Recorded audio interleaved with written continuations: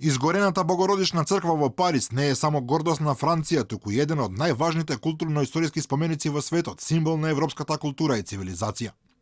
Незината изградба на еден од островите на Сена започнала пред 850 години за време на владењето на кралот Луј VII, а темелите на ова монументално здание ги удрил папата Александар III. Градена е речиси 200 години, во текот на кои ги добила своите славни кули, величествените прозорци розети и надворешните готски скулптури, а конечно е завршена во 1345 година. Оваа катедрала е сведок на сите големи настани во француската историја, кои често биле одлучувачки за судбината на светот. Од времето на Јован Корлеанка, чумата црна смрт, епохата на Луј XIV, преку француската револуција, царувањето на Наполеон, двете светски војни па се до денешен ден.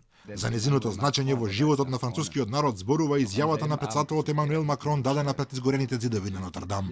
Нотр-Дам е нашата историја, нашата литература, дел од нашата психологија, место на сите наши големи настани, нашите епидемии, нашите војни или слободи, епицентарот на нашите животи.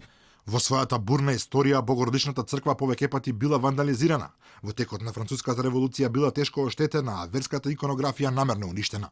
Во 19 век сериозно е запоставена, но со залагањето на големиот писател Виктор Иго и неговите славни страници посветени на нејзината убавина, во французите повторно се разбудила свеста за значењето на оваа величествена црква и во текот на повеќе децении со внимателност е реставрирана. Според преданијата, Нотр-Дам неколку пати била запалена, но никогаш со толку страшни последици како сега. Француските власти најавија дека обновата ќе започне веднаш, а парична помош веќе започна да пристигнува од сите страни на светот.